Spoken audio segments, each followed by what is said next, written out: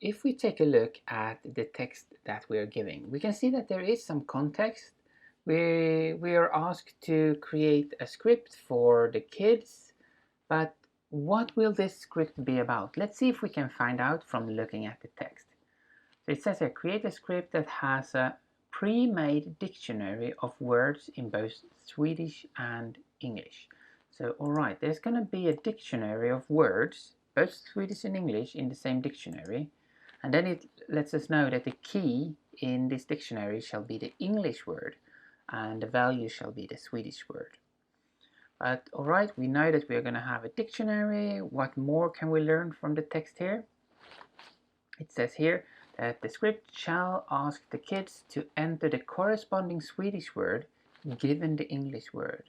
Alright, what does that mean? Well, it means that the script is gonna display an English word and ask the user to enter the Swedish word. So, alright, I'll mark enter the corresponding Swedish word given the English word. So we know that, alright, the script is printing the English word, but the user or we need to enter the Swedish word. And then it tells us more about how it should function. The script shall have a loop that keeps picking words from the dictionary until all words have been displayed. Meaning that, alright, we are gonna have the script loop over all the key value pairs in the dictionary. So we're gonna look at all of those pairs every time. And let's see if we can mark something here. Maybe we can mark, I think we mark all of this so that we know what we need to do. There's going to be a loop that keeps going and asking for us to enter the Swedish words. After each word, the kids enter the script shall let them know if it is the correct Swedish word or not. So I marked the last bit here. And I think we have a good understanding of what we need to do now. We need to create a script. It's going to have a dictionary of Swedish and English words. We are going to have a loop that keeps looping until we have asked the user to enter all the Swedish words to the corresponding English word. And after each word that the user enters, they're going to be informed if it was the correct Swedish word or not. And to solve it, I'm going to create a flowchart, and I'm thinking that I need 3 functions. I'm going to have the main function, but then I'm going to have 2 more. I'm going to have one that is responsible for populating the dictionary with all the words. And then I'm going to have one that actually handles the game, if we can call it a game, where we have the loop that presents a word and the user enters a word. And then we tell them if it was the correct one they entered or not. So I'm going to start by creating the main function, I think.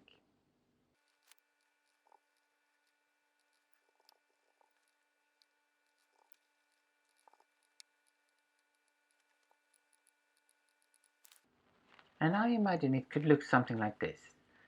We first call this function that will populate the dictionary so that we have a dictionary of all the words. After that, we call the other function that we're going to create, and I'm calling it play here, where we send along the dictionary, and in there we will have all the functionality with displaying the words and so on. And when we return from that one, then we are done. But if we have this one, maybe we should also plan how these 2 functions should work. So I'll start by adding the populate dictionary.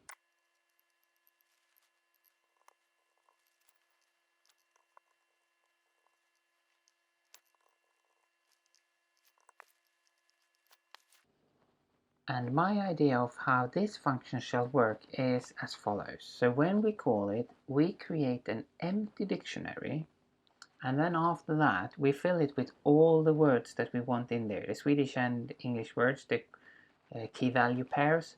So we add all of them, and after that we're pretty much done, because now we have our dictionary. So then it's time to return.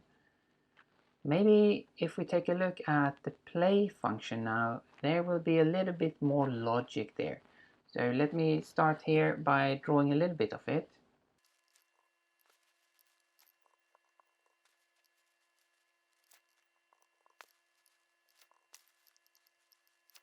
And let's stop there and take a look. So when we call this function, we're going to display some instructions so that the user knows what is about to happen. What is it that they're supposed to do?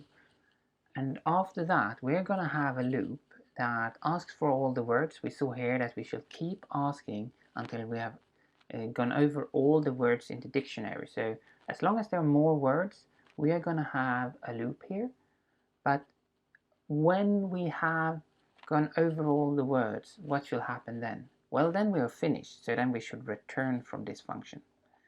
So with this basic skeleton here, let me add the things that should happen when we're actually in the loop.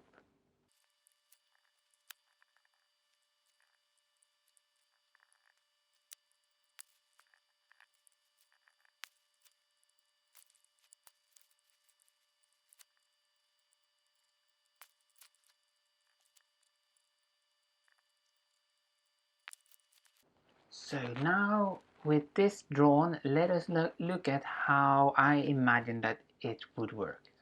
So as we said before, we display some instructions to the user, and then we're going to have a loop as long as there are more words to ask for. And how are we then going to perform this loop? There is a function called pop item that we can use that gives us a key value pair, and we can use that, or that is at least my plan currently, that we can use that one, and from that we can display the English word on the screen. Then we can read the user's answer, and then we can check if the answer is correct by comparing it to the Swedish word that we got back when we popped this item here. If it is correct, then we display that it is correct. Otherwise, we display that it's not correct. Maybe I'll think a little bit about how exactly I should write this on the screen. Maybe here when I display that it's not correct, I will actually give the correct word so that the kids using the script can learn from that. But we give the message if it's correct or not. After that, we go back and see if there are more words, and we keep going here until we have checked all the words. I think there is one more thing that I will do. I will color this so it's a little bit easier to see the different functions.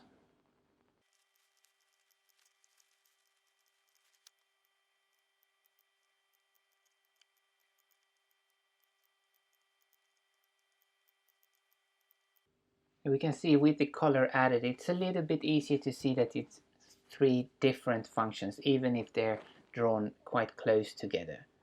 And with this plan, I feel pretty comfortable that we can implement it in the implementation video.